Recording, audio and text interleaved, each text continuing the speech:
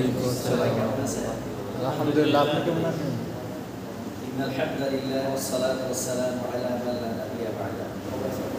আল্লাহ তাআলার দরবারে শুকরিয়া আদায় করি যে মহান তাবারাক ওয়া তাআলা আপনাকে আমাকে আজকে হাফেজ কল্যাণ পরিষদের উদ্যোগে আয়োজিত আজকে সাধারণ সভায় আমাদের সকলকে উপস্থিত হয়ে এই সভাকে আমরা সুন্দরতম একটা রূপ দিতে পেরেছি। এই জন্য সেই মহান বিপ্লবের দরবারে শুকরিয়া আদায় করি, সকলে বলি আলহামদুলিল্লাহ। তো আসলে আমি প্রথমে বলেছি যে সুন্দর একটা রূপ, আসলে আয়োজনটা যত সুন্দর মানে আমাদের দ্বারা এটা আরো সুন্দর হবে সে আয়োজন ইচ্ছা আমাদের ভিতরে অনেকটা কম থাকার পিছনে যে কারণ, সে কারণটা হচ্ছে আগে মানুষ জানবে লাভ কি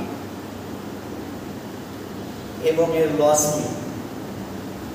এটা প্লাস মাইনাস করার পরে যখন লাভের পরিমাণটা বেশি দেখবে তখন মানুষ ঝুঁকবে, লসের পরিমাণটা যখন দেখবে কম বেশি, লাভের পরিমাণ কম, তখন মানুষ কোনো দিকে আগাবে না।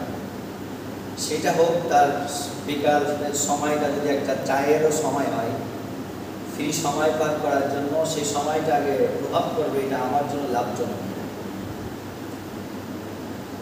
তো আসলে এই হাফেজ কল্যাণ পরিষদের আমরা দীর্ঘদিন দেখতেছি শুধুমাত্র ফেসবুকে বিভিন্ন সময়ে বিভিন্ন প্রচারণা, আসলে এর এখনো বাস্তব কোনো রূপরেখা আমরা দিতে পারি না, একটা পরিকল্পনা তৈরি করা হয়েছে।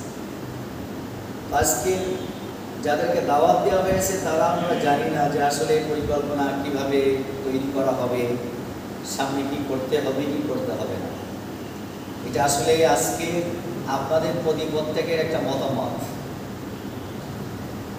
তো আমরা সর্বপ্রথম যদি আমরা এটাই গ্রহণ করি, প্রথমে যখন আলোচনা হয়েছিল যে আসলে দীর্ঘ সময় হাফেজে কোরআন যারা আছেন এনারা বিপদগ্রস্ত থাকেন, আমরা তাদের পাশে দাঁড়াতে পারি। তো আসলে সারা জীবন আমরা পাশে দাঁড়িয়ে যাব, কিন্তু যারা দাঁড়াবো এনারা যদি পড়ে যান তাহলে দাঁড়াবে কি হবে? ঠিক স্থিতি দুর্বল হয়ে যায়, তাই এটা কিভাবে সম্ভব? তো আসলে এই কথার ভিতরে আরেকটা কথা নিয়ে আসতে হয়, যেটা হলো বেমানান। তারপরে আমি মানান সই করার জন্য বেমানান কথাটা নিয়ে আসছি। সেটা হলো আমরা আগে দরকার, আমরা যারা এখানে এসে ঐক্যবদ্ধ হয়েছি, সময় দিচ্ছে, দাঁড়াচ্ছে, আমাদের স্বার্থ কত, এইটা আমাদের আগে নিশ্চিত হতে হবে। আমাদের স্বার্থটা কি? আমাদের স্বার্থ যদি থাকে তাহলে অন্যের জন্য আমরা উপকার করতে পারবো। স্বার্থহানি যখন কেউ হবে তাহলে আমরা তাকে স্বার্থ উদ্ধার করতে পারবো। তো এই হাফেজ কল্যাণ পরিষদ বিভিন্ন সময় আমরা যে মানুষের পাশে দাঁড়িয়ে উপকার করব, কল্যাণকর কিছু করব, এটা সারা জীবন হবে এটা নয়। যেমন বাংলাদেশ সেনাবাহিনী আমাদের বাংলাদেশের একটা মানে গৌরবময় একটা দেশের একটা পার্ট। এই রাষ্ট্রকে রক্ষা করার জন্য, এই রাষ্ট্রের মর্যাদাকে অক্ষুণ্ণ রাখার জন্য, এই রাষ্ট্রের মর্যাদাকে আরও বিশ্বের কাছে সুন্দরভাবে তুলে ধরার জন্য এরা কাজ করে যাচ্ছে।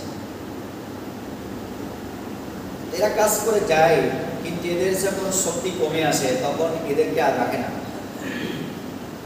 যাদের ছোটাছুটি করতে হয়, মাঠে ময়দানে কাজ করতে হয়, তাদেরকে মাইনাস করে দেওয়া হয়। এখন গভর্নমেন্টকে কাউকে মাইনাস করে তাদেরকে একবার অসহায় করে রাখে, তাকে ন্যূনতম কিছু না কিছু তাকে হাদিয়া, তোফা, স্যালারি, বেতন যেটাই বলি উদ্যোগন তাদেরকে দিয়ে যায়। তো তারা যেটা পায় এটা তাদের জন্য যথেষ্ট নয়। যখন একটা সাধারণ সৈনিক পদ থেকে যখন কেউ অবসরে আসতেছে, বর্তমান 12 ক্লাস সে পাচ্ছে, 12,000 টাকায় তার তো 12 দিনও চলে না। সে একজন সেনাবাহিনীর সদস্য, তার পরিবার পরিজন, তাদের চলার স্ট্যাটাস তো সেরকমই ছিল। যখন কেউ বিদেশ থাকে তখন ওই প্রবাসীর উপর নির্ভর করে দেশের মানুষের চলার রুচির পরিবর্তন হয়ে যায়। যখন দেশে এসে দেখে বাংলাদেশ কোম্পানিতে চাকরি করতেছে তখন আবার বেশি নেমে আসে। মানে ওইখানে যে ছিল সেই সময় চলার স্ট্যাটাসটা ছিল একরকম, যখন দেশে চলে আসছে তখন চলার স্ট্যাটাসটা অন্যরকম হয়ে গেছে। তখন তো আর বিদেশি ডলার তো আসে না। সেনাবাহিনীর চাকরিরত যখন ছিল তখন সে নিজে ওখানে ডাল ভাত খেয়ে বাড়ির মানুষেরকে সুন্দর রাখার জন্য চেষ্টা করছে। তো যখন বাড়িতে চলে আসছে তখন পরিবারের সাথে খাইতে গেলে তো ডাল ভাত খাওয়া যাবে না, যাবে পরিবারকে তো এখন মসজিদ কোষ খাওয়াতে হবে, তাহলে তো আমাকেও শরীর হতে হবে, আমাকে কিনতে হবে।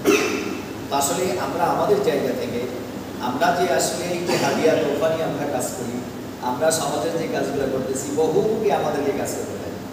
মানে উদাহরণস্বরূপ এমন বলা যায় আমরা একটা রাখালের মতো, বাড়িতে যত কর্মচারী থাক না কেন গরু রাখালের কাজের কিন্তু শেষ হয় না।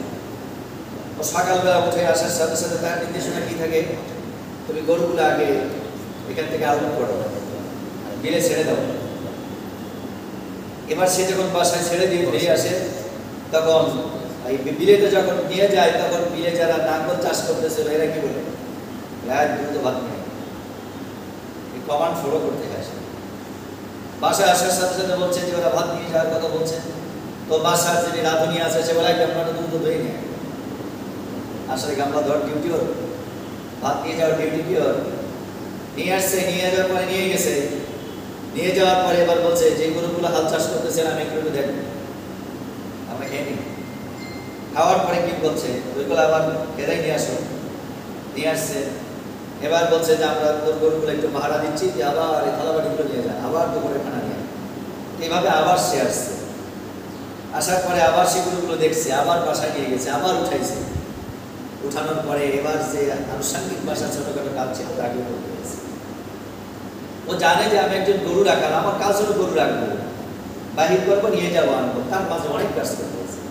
তো আমাদের কিন্তু একটা অবস্থাটা বৈরকম, মানে আমাদের যেখানে আমরা যাই আমাদের সেও কোনো মর্যাদা কিন্তু নেই। মানুষ বলে যে না ইমামতি আসনে আছেন খুবই ভালো, বিকালে গেলে 3টা চা খাওয়াই দেয়, 2টা রুটি খাওয়াই দেয়, এসে প্যাট ফলে নিজের টাকা দিয়ে আবার গ্যাসে করে কিনে খাওয়া দেয়। শুধু যদি একটু পানি দিত তো খেয়ে উপকারটা হতো। যখন ভালোবাসা দেখায় যে ভালোবাসা যদি আবার গ্রহণ না করি তাহলে আবার বলবে যে বুঝলে আমারে পছন্দ করে না, কারণ আমি স্বৈরাচারের লোক ছিলাম, অথবা আমি জামাত ইসলাম ঠিক মতো যাই না, অথবা আমার মুখে দাঁড়িয়ে নাই, নানাবিধ চিন্তা সে করতে থাকবে। তো আসলে আমার যে চিন্তা চেতনাটা, এই সাধারণ চিন্তা চেতনা থেকে একটু বেরিয়ে আসা, যেটা আপনার পাশে দাঁড়াবো না, শুনবে একজন মানুষ অসুস্থ আছে তার পাশে দাঁড়াবো না, আমাদের পকেটটা ভারী আগে করা দরকার। বাংলাদেশের যে সেনাবাহিনীর কথা বলতেছিলাম, বাংলাদেশ সেনা কল্যাণ